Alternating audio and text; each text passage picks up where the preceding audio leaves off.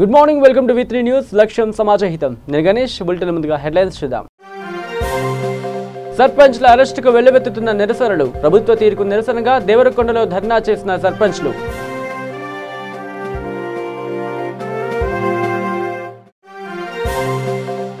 రాష్ట్రంలో అన్ని గ్రామాలను చింతమడకలా చేయాలి, పాలమూరును ఎందుకు మరిచారంటూ ఎద్దేవా చేసిన బీజేపీ నేత డీకే అరుణ.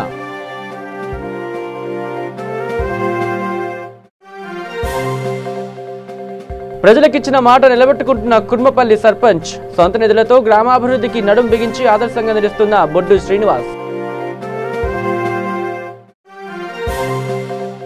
రైతు సమస్యలు తక్షణమే పరిష్కరించడమే ప్రభుత్వ ధ్యేయం. కోదాడ రైతు ముఖాముఖిలో రైతులకు భరోసానిచ్చిన ఎమ్మెల్యే బొల్లం మల్లయ్య యాదవ్.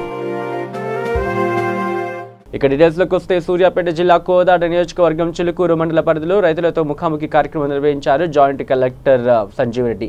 ఈ కార్యక్రమానికి ముఖ్య అతిథిగా కోదాడ శాసనసభ్యుడు బొల్లం మల్లయ్య యాదవ్ హాజరై ప్రసంగించారు. ఈ సందర్భంగా ఆయన మాట్లాడుతూ భూ ప్రక్షాళన కార్యక్రమంలో భాగంగా జరిగిన తప్పులను మరియు రైతుల పట్టాదారు పాసుబుక్కులో ఏమైనా లోపాలు ఉన్నట్లయితే వాటిని సరిచేసుకునే అవకాశం ఉంటుందని అన్నారు. తెలంగాణ రాష్ట్రంలో ముఖ్యమంత్రి కేసీఆర్ అధికారులని రైతుల వద్దకు పంపి వారి సమస్యను పరిష్కరించమని ఆదేశించడం ఎంతో హర్షణీయమని అన్నారు. జాయింట్ కలెక్టర్ సంజీవ్ రెడ్డి మాట్లాడుతూ రైతులు ఏమైనా సమస్యలు ఉంటే తమ దృష్టికి తీసుకువస్తే తప్పకుండా పరిశీలిస్తామని తెలియజేశారు.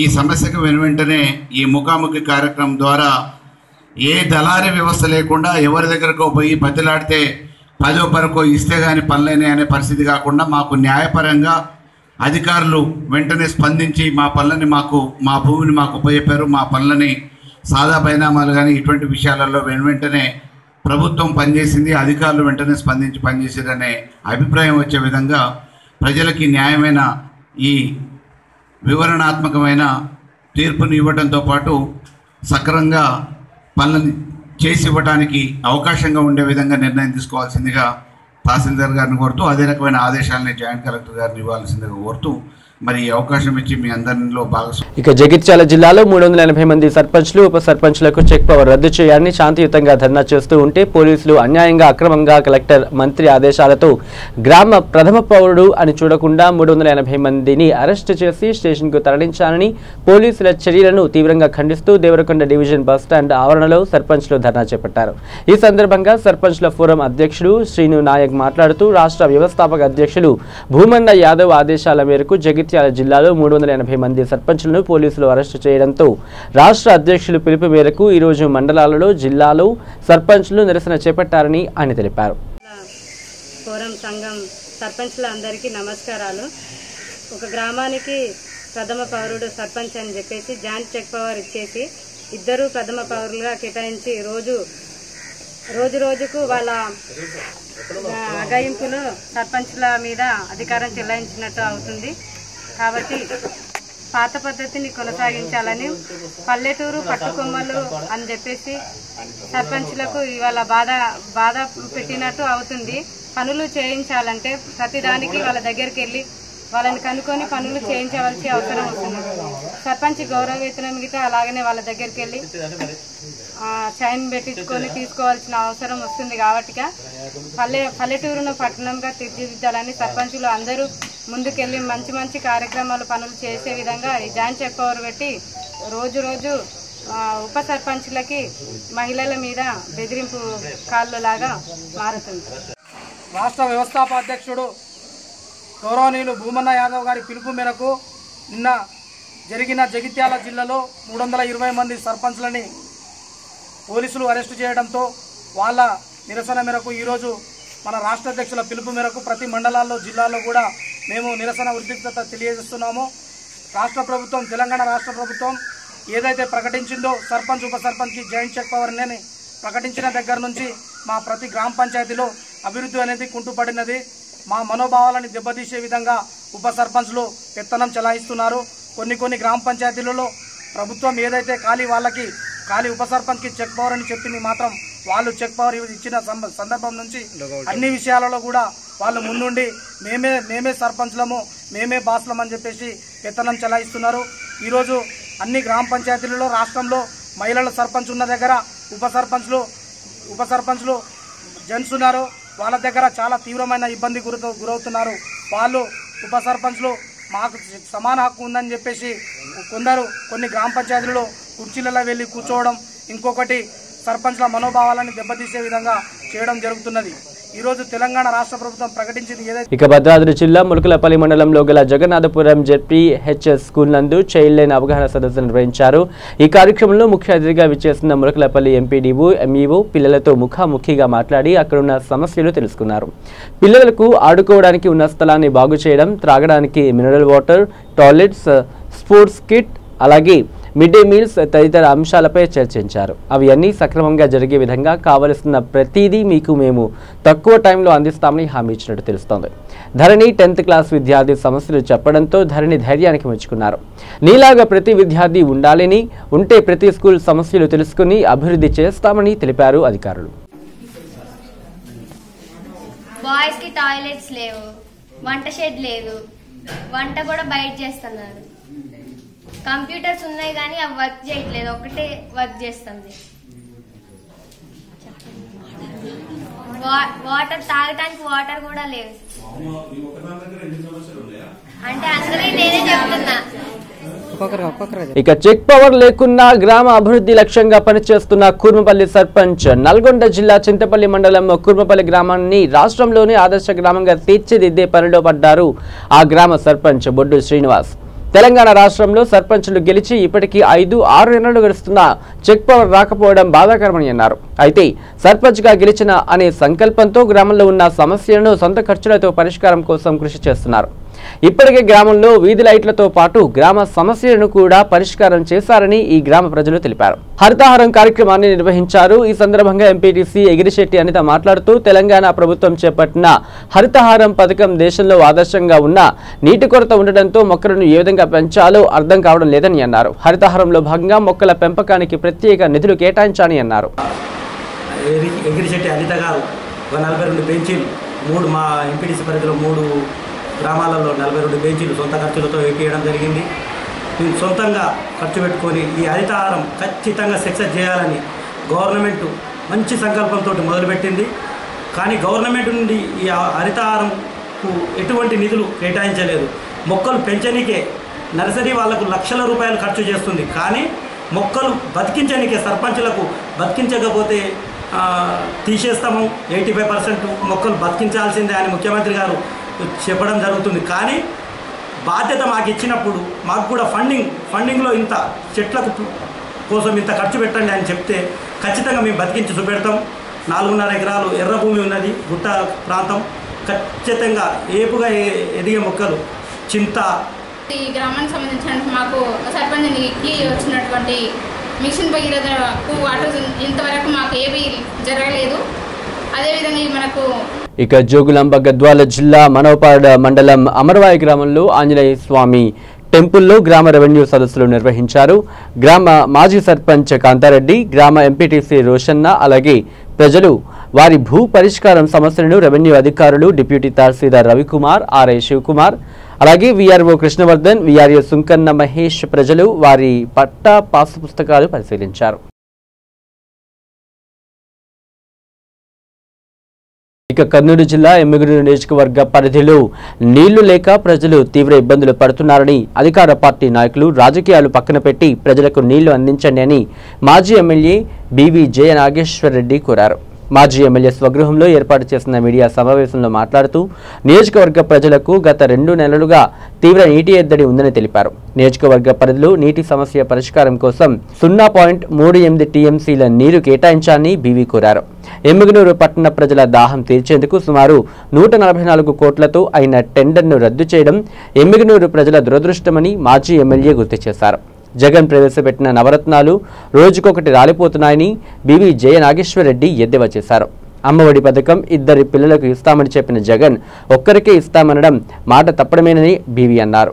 ఎస్సీ, ఎస్టీ, బీసీ, మైనారిటీలకు 45 ఏళ్లకే పింఛన్ ఇస్తామన్న జగన్ మాట తప్పారని, ఇప్పుడు 60 ఏళ్లకు ఇస్తానడం విడ్డూరంగా ఉందని బీవీ ఆరోపించారు. ఈ రోజు ఒక అనాలోచితంగా, ఒక చిత్తశుద్ధి లేకుండా, ఒక ప్లానింగ్ లేకుండా అధికారులు ఈరోజు ఎవరైతే కానీ ప్రజాప్రతినిధులు కానీ ముందుగానే మేల్కొని ఉంటే ఈ పరిస్థితి వచ్చేది కాదు. ఈరోజు వేసవి కాలం, ఒక్కసారి ఆలోచించాలి మనం. వర్షాకాలంలో పైన పడే వర్షాలతోటి ఈరోజు నీళ్లు రాని పరిస్థితి ఉంటే రేపు వేసవి కాలంలో ఇదే నీళ్లు ఎండిపోతే మనకు ట్యాంకు గుడేకలు నీళ్ళు అయిపోతే ప్రత్యామ్నాయం ఏముంది? ఆ ప్రత్యామ్నాయానికి ఈరోజు ఏఏబీ ద్వారా ఆ రోజు ఆలోచించి 100 జీడీపీ నుంచి డ్రింకింగ్ వాటర్ స్కీమ్ పెట్టింది. దయవంతు చూడాలా. అంతేకాకుండా నేను ఇంతకుముందు చెప్పిన విధంగా శాసనసభ్యుల్ని మీరు సస్పెండ్ చేయడం వల్ల, తెలుగుదేశం పార్టీ శాసనసభ్యుల్ని సస్పెండ్ చేయడం వల్ల గొంతు నొక్కలేరు. 5 కోట్ల మంది రాష్ట్ర ప్రజలందరూ కూడా ఈరోజు మీరు నొక్కాలని ప్రయత్నిస్తే అంతకంటే ఎక్కువ ప్రశ్నించే సత్తా, శక్తి తెలుగుదేశం పార్టీకి ఉంది. ఈరోజు మీరు ఏదైతే అన్నారో మీరు హామీలు అమలు చేయాలా. ఈరోజు ప్రతి ఒక్కరి దగ్గరకు వచ్చి మీరు మాటలు చెప్పారు, బ్రహ్మాండంగా మిమ్మల్ని నమ్మారు. వాస్తవంగా మీకు ఓట్లు వేశారు. ఈరోజు అధికారంలో మీరున్నారు. తప్పకుండా అన్ని హామీలు అమలు చేయాలి తప్ప నవరత్నాల పేరు మీద రోజుకో రత్నం రాలిపోతుందని ఒక భావన కలుగుతుంది ప్రజలకు. అది మీరు కలిగించకుండా ఈ రకమైన ఈరోజు ఉదయం నేను ఇంతకుముందు చెప్పిన విధంగా ఆ అమ్మఒడి ఇంతవరకు క్లారిటీ లేదు. ఆ క్లారిటీ ఇచ్చిన తర్వాత ఆఖరికి నాకు చెప్తున్న విధంగా అమ్మఒడి కాదు, అది ఒకరికే బడి అన్నట్టు అయింది పరిస్థితి. ఇంట్లో ఒకరుంటే ఒక పిల్లాడికే వర్తిస్తుందని చెప్పి సంఖ్య తగ్గిస్తున్నారు. ఇవన్నీ మీరు ప్రజలు ఏదైతే గమనించేటువంటి అంశాలని మీరు దృష్టిలో పెట్టుకొని అన్ని అమలు చేయాలని కోరుకుంటూ సత్వరమే నీళ్లు ఎమ్మెగనూరు పట్టణానికి కానీ ఎమ్మెగనూరు నియోజకవర్గానికి ఈరోజు ఎక్కడ చూసినా ఒక వింత వాతావరణం కూడా ఉంది. ఏంటంటే నేను చాలా బయట వింటున్నాను, ఓట్లు వేసిన ప్రజల దగ్గరకు వస్తేనేమో మాకు మీరు ఓట్లు వేయలేదని కొంతమందిని అంటారు, కొంతమందినేమో జగన్ను చూసి ఓటు వేశారు అని కొంతమందిని అంటారు. అంటే ఎవరిని అడగాల? జగన్ అడగాల? ఎవరిని అడగాల? ప్రభుత్వాన్ని అడగాల? లేకపోతే ముఖ్యమంత్రి గారి దగ్గర ప్రతి పౌరుడు పోలేడు. మీరు ఇక్కడ ఉన్నటువంటి ప్రజాప్రతినిధి దానికి పరిష్కారం చెప్పే విధంగా ఏదో రకంగా ఈరోజు నీళ్లు తెప్పించాలని చెప్పి ఖచ్చితంగా డిమాండ్ చేస్తున్నాం. సకాలంలో రేపు నీళ్లు వచ్చినా నేను పాత్రికేయ ముఖంగా చెప్తున్నా, నాకున్న అనుభవంతో 15 రోజుల వరకు కూడా నీళ్ళు వచ్చే పరిస్థితి లేదు. ఇంకా ఈ నెలాఖరి రిలీజ్ చేసినా కూడా అంటే అంతవరకు అల్లాడిపోవాలా? కాబట్టి మీరు ఇమ్మీడియట్గా రిలీజ్ చేయించుకోవాలి. ముఖ్యమంత్రి స్థాయిలో మళ్ళీ కూడా నేను విజ్ఞప్తి చేస్తున్నా, ముఖ్యమంత్రి స్థాయిలో వెంటనే చెప్పించుకొని మీరు రిలీజ్ చేయకపోతే ఇది ఇంకా దారుణమైన పరిస్థితి దారితీస్తుంది. చింతమడకలో కేసీఆర్ ప్రతి ఇంటికి 10 లక్షల రూపాయలు ఇస్తానని చెప్పారని, రాష్ట్రంలో అన్ని గ్రామాల అభివృద్ధి కేసీఆర్ కు పట్టదని బీజేపీ నేత డీకే అరుణ ఆరోపించారు. జోగులాంబ గద్వాల జిల్లా గద్వాల పట్టణంలో తన నివాసంలో ఏర్పాటు చేసిన మీడియా సమావేశంలో ఆమె మాట్లాడుతూ సొంత గ్రామాలను అభివృద్ధి చేశారని, గతంలో ఉన్న సీఎంలపై విమర్శలు చేసిన కేసీఆర్ ఇప్పుడు చేస్తున్నది ఏంటి అని ప్రశ్నించారు. సీఎం గజ్వేల్, సిరిసిల్లకు, సిద్దిపేటకు మాత్రమే 1000 కోట్ల నిధులు ఇస్తున్నారు.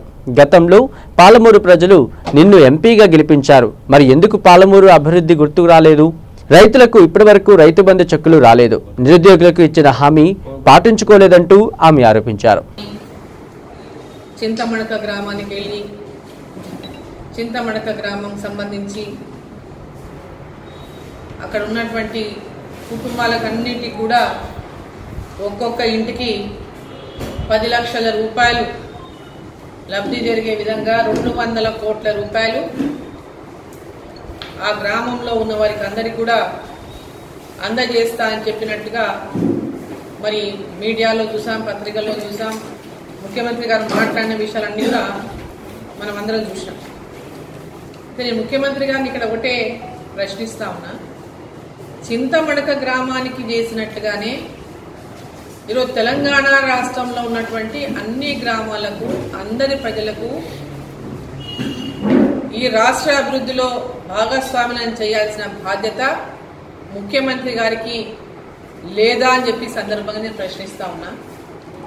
తెలంగాణ రాష్ట్రాన్ని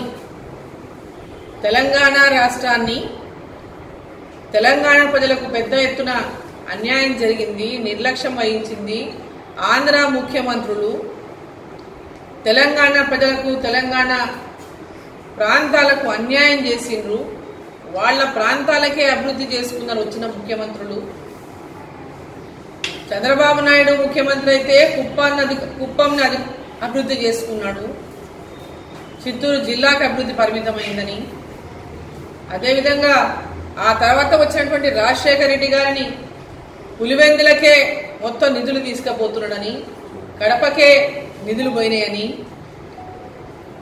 ఆనాటి ముఖ్యమంత్రిని విమర్శించినటువంటి కేసీఆర్ మరి కిరణ్ కుమార్ రెడ్డి ముఖ్యమంత్రి అయిన తర్వాత 6,000 కోట్లతో ఆ రోజు తాగునీటి పథకాన్ని చిత్తూరుకు తీసుకుపోయిందని, పీలేరుకి అభివృద్ధి, చిత్తూరుకి అభివృద్ధి అని కిరణ్ కుమార్ రెడ్డి గారిని విమర్శించి ఉన్న ముఖ్యమంత్రులంతా సొంత వారి ప్రాంతాలకు చేసుకుంటున్నారు. ఈ రాష్ట్రాన్ని తెలంగాణ ప్రాంతాన్ని నిర్లక్ష్యం చేసిండ్రు, వివక్ష చూపించిన మాట్లాడినటువంటి కేసీఆర్కు మరి ఈరోజు ఆయన ముఖ్యమంత్రి తెలంగాణ రాష్ట్రంలో తెలంగాణ ప్రజల ఆకాంక్షల మేరకు తెలంగాణ ఉద్యమంలో తెలంగాణ ప్రజల యొక్క ఇక నిర్మల్ జిల్లాలోని బాసర మండల కేంద్రంలో కేటీఆర్ జన్మదిన వేడుకలు ఘనంగా నిర్వహించారు. బాసర మండల కేంద్రంలోని ప్రభుత్వ పాఠశాలలో విద్యను అభ్యసిస్తున్న చిన్నారులకు పరీక్షా ప్యాడ్లను పంపిణీ చేశారు. ఈ సందర్భంగా పలువురు నాయకులు మాట్లాడుతూ ముదోల్ నియోజకవర్గం ఎమ్మెల్యే విఠల్ రెడ్డి ఆదేశాల అనుసారం కేటీఆర్ జన్మదిన వేడుకలు నిర్వహించామని,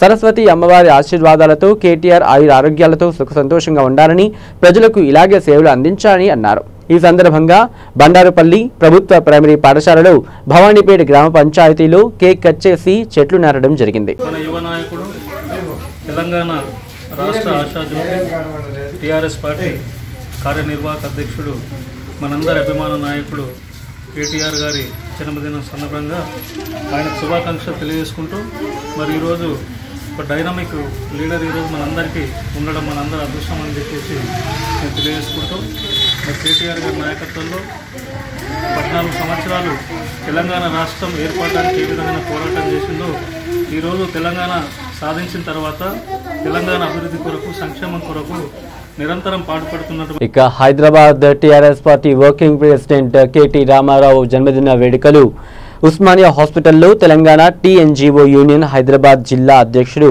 ముజీబ్ మరియు ఉస్మానియా హాస్పిటల్ సూపరింటెండెంట్ నాగేందర్ గార్ల ఆధ్వర్యంలో కేక్ కట్ చేసి జన్మదిన వేడుకలు జరిపారు.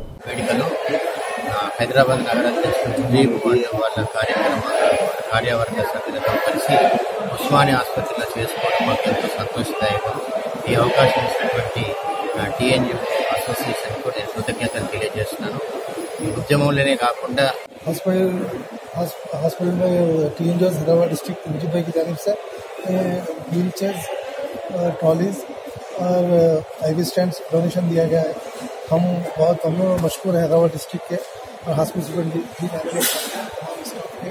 उन्होंने ये आज का प्रोग्राम सक्सेस किया और मैं इंशाल्लाह పోడు భూములను సాగు చేసుకుంటున్న రైతులకు వెంటనే పట్టా ఇవ్వాలని రాష్ట్ర రైతు సంఘం ప్రధాన కార్యదర్శి పశ్య పద్మ డిమాండ్ చేశారు. సూర్యాపేట జిల్లా కలెక్టరేట్ ముందు వామపక్ష రైతు వ్యవసాయ కార్మిక సంఘాల ఆధ్వర్యంలో ధర్నా నిర్వహించారు.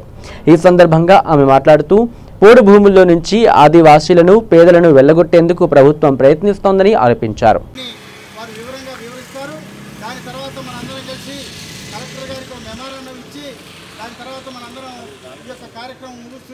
అప్పటి వరకు అందరూ కూడా దయచేసి నిశ్శబ్దంగా ఉండి మన నాయకులు మాట్లాడుతున్నటువంటి విషయాన్ని గమనించవలసిందిగా కోరుతూ ఇప్పుడు తెలంగాణ రైతు సంఘం జిల్లా కార్యదర్శి మల్లు నాగార్జున రెడ్డి గారిని మాట్లాడవలసిందిగా కోరుతా ఉన్నారు.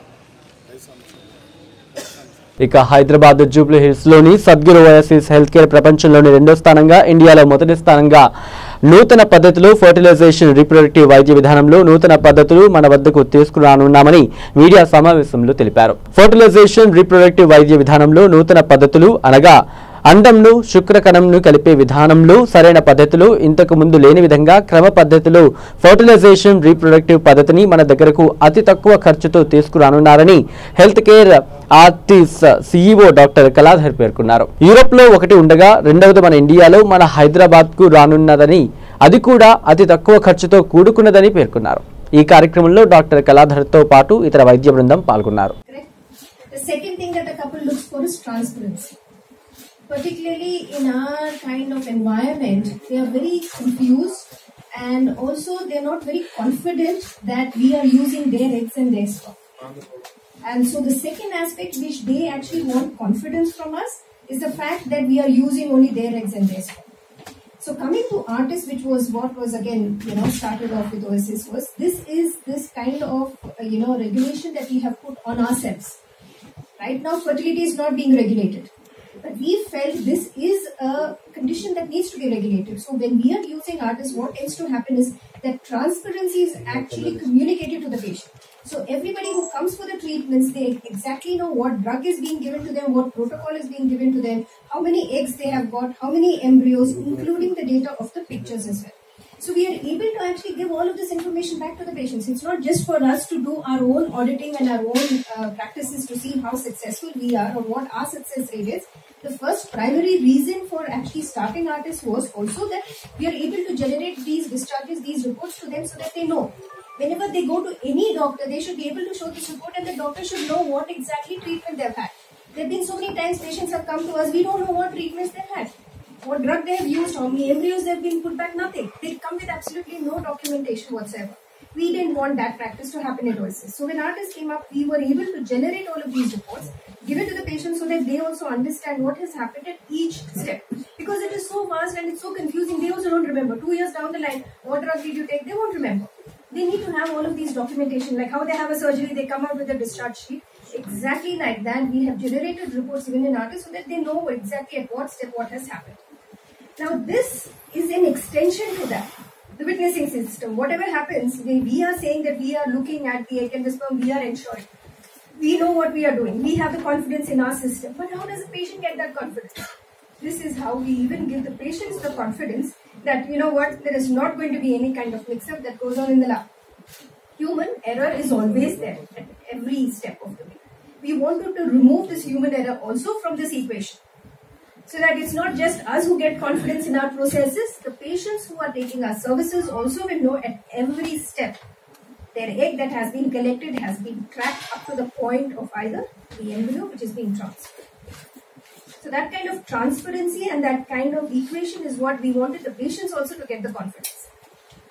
ఇక స్నేహితులే శత్రువులై ఒకరికొకరు దాడి చేసుకునే ఘటనలో ప్రశాంత్ అనే యువకుడికి తీవ్ర గాయాలయ్యాయి. ఆదోని 1 టౌన్ పోలీసులు తెలిపిన సమాచారం మేరకు పట్టణంలోని విక్టోరియాపేటకు చెందిన ప్రశాంత్ తన స్నేహితులతో కలిసి మంగళవారం పట్టణ శివారు కొండల్లో వెలిసిన ఎల్లమ్మ జాతర దర్శనార్థం అక్కడికి వెళ్లారు. అక్కడ వీరి మధ్య గొడవ ఏర్పడి ప్రశాంత్ తో పాటు వెళ్లిన మర్రిస్వామి, కార్తీక్ మరికొందరు ఘర్షణకు దిగారు. ఆ ఘర్షణలో ప్రశాంత్ పై మర్రిస్వామి, కార్తీక్ మరికొందరు కలిసి దాడి చేశారు. ప్రశాంత్ తలకు గాయమైంది. దాడి చేసిన వారిపై కేసు నమోదు చేసి దర్యాప్తు చేస్తున్నట్లు 1 టౌన్ పోలీసులు తెలిపారు. ఇక మహబూబ్ నగర్ జిల్లా గండీడు మండలంలోని మహబూబాబాద్ గ్రామానికి చెందిన గ్రామ పంచాయతీ పారిశుద్ధ్య కార్మికులు జీతాలు పెంచాలని అంబేద్కర్ విగ్రహం వద్ద ధర్నా చేపట్టారు. గత కొంతకాలం నుంచి సరైన వేతనాలు లేవని సిఐటియు ఆధ్వర్యంలో కార్మికులు వేతనాల కోసం ధర్నా చేపట్టారు. ఇక బులెటిన్ ముగించే హెడ్లైన్స్ మరోసారి చూద్దాం. సర్పంచ్ల అరెస్టుకు వెల్లువెత్తుతున్న నిరసనలు. ప్రభుత్వ తీరుకు నిరసనగా దేవరకొండలో ధర్నా చేసిన సర్పంచ్లు.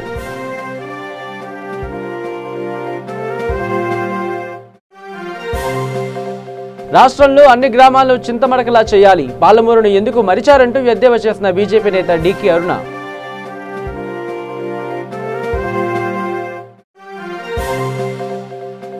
ప్రజలకిచ్చిన మాట నిలబెట్టుకుంటున్న కుర్మపల్లి సర్పంచ్. సొంత నిధులతో గ్రామాభివృద్ధికి నడుం బిగించి ఆదర్శంగా నిలుస్తున్న బొడ్డు శ్రీనివాస్.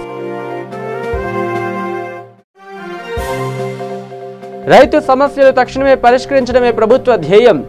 కోదాడ రైతు ముఖాముఖిలో రైతులకు భరోసానిచ్చిన ఎమ్మెల్యే బొల్లం మల్లయ్య యాదవ్. ఇవి bulletin updates. Keep watching V3 news. లక్ష్యం సమాజహితం.